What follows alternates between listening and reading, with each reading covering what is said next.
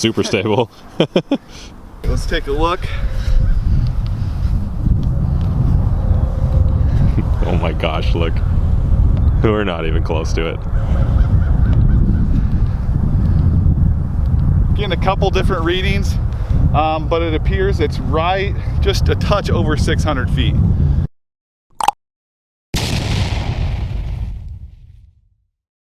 Welcome everyone to the Disc Golf Bro Tour. Today I am here with the one and only Ryan Sheldon, who is widely known to have the farthest forehand in the world. Usually the guys that are playing for the Eagle are going to hang it out over the water a little bit longer. And he's going to rip over on this. 82. That's got to be a new record. It or is. something. Yep. Oh my. There you go. He makes it onto the. Dude. And today he's going to show us how it's done and also give us a couple of valuable tips for us to improve our forehands. Let's get into it. Today I want to talk to you about advanced forehand mechanics. There are a lot of tutorials out there about basic forehand mechanics, and a lot of those are really good for beginning to learn how to grip the disc, how to throw the disc. But today I want to talk to you a little bit about advanced mechanics and how to increase your velocity, distance, and I'm going to be using my background in baseball and pitching instruction to help you get more velocity on the disc and maybe help you throw a little bit better forehands with a little bit less effort and get the disc to fly a lot farther. So today I want to talk to you kind of about how I grip. I played baseball for a long time, so I grip the disc in a power grip here. I stack the two fingers up against the rim. I don't go on the flight plate. I grip down in a pinch grip. I know a lot of people throw forehands in a similar grip to this. This creates 2 points of rotation on the disc for me.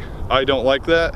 I like to pinch down tight on the disc and applied force directly through the flight, or directly through the rim rather, to create snap, spin, and consistent release.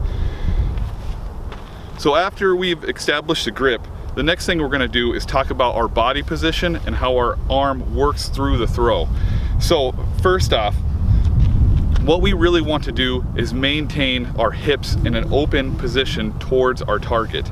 So a lot of beginners I see will have their arm lagging behind, which is good. We want to create lag, and we'll talk about that more, but their hips are behind as they release the disc. And what that's going to do is going to allow you to overpronate the disc and cause a lot of wobble. And not only that, if you try to lead with your elbow, it's going to cause a lot of arm pain, a lot of arm injuries, and it's just in a compromised position that you'll never be able to reach the next level of distance, mechanics, and safety while you're throwing. Now, when I work up to throw longer distances, warming up is the key. You have to warm up your arm. You're not going to go out to a baseball field and just start hucking off the mound. What you need to do is you need to warm up. I suggest if you want to have a better forehand and be safe while you do it, you should probably do some stretching, some band work, and some extra throwing. You don't have to throw a max effort all the time to really gain the distance. What you need to do is you need to warm up and then work your way up to a max distance throw. Okay, so my first step when I want to throw with max distance, I'm going to talk about the footwork. Any forehand, your hips have to be open towards the target when you release the disc. This is going to require a lot of flexibility. If you don't have the flexibility, you need to work on it. There's no shortcuts to the flexibility. You have to have the internal, external rotation of your arm to safely release a disc on plane and be able to stay, what a lot of people would say, under the disc. Okay, so first off, when I set up and I'm aiming towards the target, I have a line drawn here, and what I'm going to do is I'm going to essentially put both my toe and both of my toes on the line. All right, my toes are pointing towards the target, and when I release a disc, I want to come through and I want to shift my weight from my back foot to my front foot. Okay, well, there's a specific way, a specific manner in pitching or any athletic throw that we have to complete to be able to do that with a strong throw and a safe throw, and one that won't make us over pronate. In baseball, we practice pronating. We pronate all the time. So what we want to keep is we want to keep the supinated hand position, the wrist position, as we're going through the throw. So I'm landing on my heel, my knee is going towards the target. I see a lot of knees out like this, and what that does is it blocks your hips from successfully rotating forward. And you might be able to feel this. If you do this, you keep your knee here, you might be doing that. You get that long leg, it might rotate forward a little bit, but you're going to want to pronate as you go forward. So you step, shift your weight through, and if I do it quickly, I'm going to step and shift my weight through.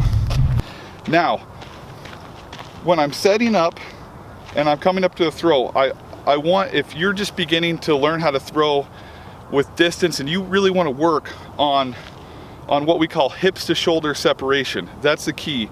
You have to have hips to shoulder separation to really gain velocity while you throw. So when I do that, I want you to practice with your hips towards your target, rotate your shoulders as far around as you can, and the important thing is to keep your front side closed. So you're going to hold your arm in a relaxed position but tighter to your body. I don't want you to force anything. I don't want you to force your elbow forward. Certainly don't force your elbow forward. That is the easiest way to get a UCL injury and have problems with your throwing elbow. So what we want to do is we want to stay closed, and all I want you to work on is shifting your weight from your back hip and forward and throw in one smooth motion. Pop. And that's all you're going to do. Smooth all the way through. And that's when you're working on a dynamic release. It's really hard just to work on staying under the disc. If you don't get this right, you're never going to get it right going faster. So just like in baseball, we can do drills for disc golf where we get our elbow nice and tight, loose. Our upper arm is hanging straight down. We want our humerus to be perpendicular to the ground, essentially, okay?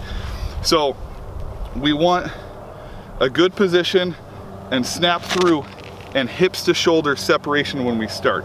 The important thing is, like I talked about before, is we don't want to fly open. If we fly open, we come under the disc, we get that nose up, and it's really hard to overcorrect, and we have to come over the top of the disc to make that disc fly flat.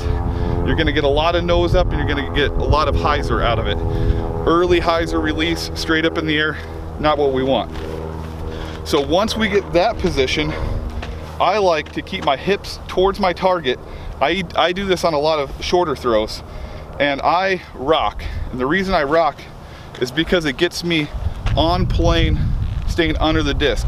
It doesn't matter if you go this way, if you shuffle, or if you do the little windmill to get your disc in position, but it has to get in position on time, and that the timing is very key.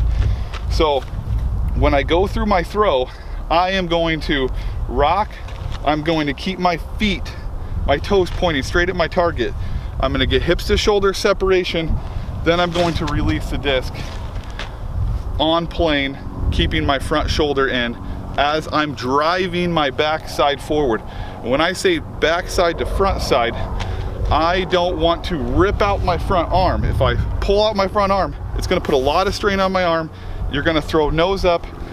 You're going to have to come over the top. You're going to get a lot of wobble on the disc. You're not going to get the distance that you want. So again, what we want to do is we want to stay on plane, get our hips to shoulder separation, drive our backside forward, stay on plane, and create the lag in between my hips all the way to my hand. If you're having problems with this and you're coming over the top, you're probably not flexible enough. You need to get more flexible. You need to practice that. You need to stay through the disc and start off slow. Don't force it. If you force and you try to throw 400 feet from this position without the work of stretching and strengthening, not going to be a good idea. So after I get to that point, I can start running up. If you have that dialed, you can hit your targets on different angles from that position, hips to shoulder separation, drive the hip forward, and then release the disc out front. You can start the run up. And then you see a lot of difference of styles and walk-ups on the Pro Tour and elsewhere, with people with really good forehands do all sorts of stuff to get them on time. So timing is the key. You have to be in time when you release the disc and throughout the motion. So when I'm throwing, my first step, I land on my heel. The reason I land on my heel is because I want to create that hips to shoulder separation. I want to create enough lag time so my hip can go forward, drive down my toe, keep my front shoulder down, and propel my backside forward, creating a lot of internal or external rotation rather, and release the disc. Now I see a lot of newer players, when they start throwing forehands, they try to rip around it. That's pretty much the same thing as rounding on the backhand. You want to stay in line on the backhand and rip through the power pocket. Well, this is a slotted position. We use the same terminology in baseball. For hitting, for pitching, we want to get into a slot position. Okay, same thing with baseball. We want to create lag, slot position, and then drive the hands forward straight down the line. So when I throw, I'm keeping my hand down the line and I'm not ripping across like this. I'm staying through, and what my fingers are doing is I'm pushing on the rim of the disc, and my fingers come up a little bit right at the end to make sure I stay underneath the disc, and I finish hopefully kind of like this. In reality, I practiced it so many times that I will probably release a disc and pronate afterwards, and you see a lot of good players pronate after. It's because they practice the timing thousands of times, and you can too. But when you're starting, do those drills and keep your fingers towards the sky after release. There is no way to get around from flexibility. If you want to throw far, you want to throw hard, you have to have the flexibility to do it safely. Do your bands, do your stretches, get strong, and then you can start hucking over 500. All right, so I'm gonna demonstrate a couple of throws with these drills that we talked about, and then you can see how they work out in practice. I haven't really warmed up too well this morning, but we're gonna see how it works out.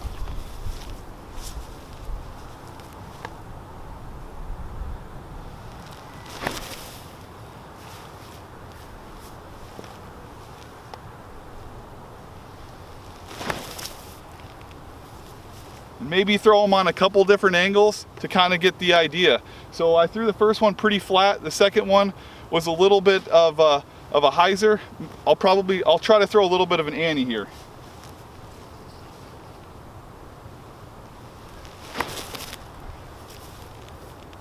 Not great, I burned that last one in the ground, but you get the idea. You have to work on the shift as you go through and stay on line. Keep your hips towards your target. That will help you learn the hips to shoulder separation. We'll move on to the other drill. All right, now I'm going to put this into practice into more of a dynamic walk up here. I do use this for a lot of short, zone throws, maybe under 300 feet, 200 to 300 feet.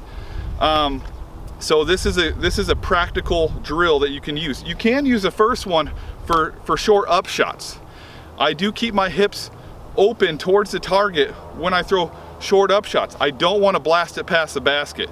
So you have to take a little bit off of it.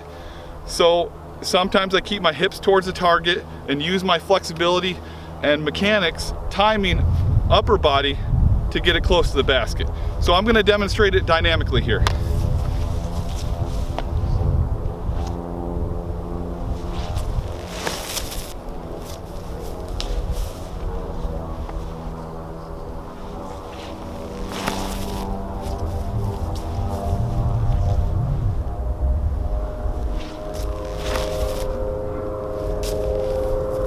The a couple different throws there. I didn't really stick to the straight highs or any, but you get the idea of how I came through and how I released the disc.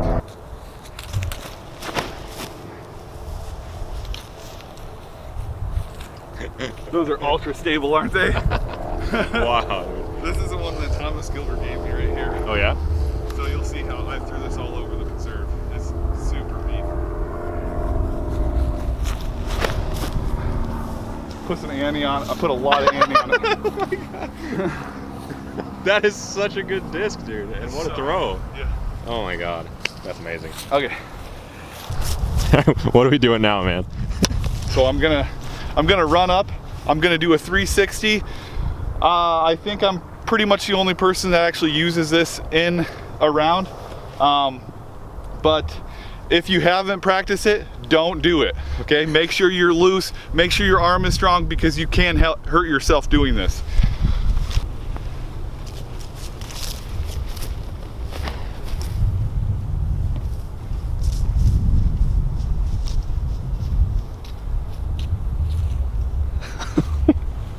That was 650. That was 650? Oh my God.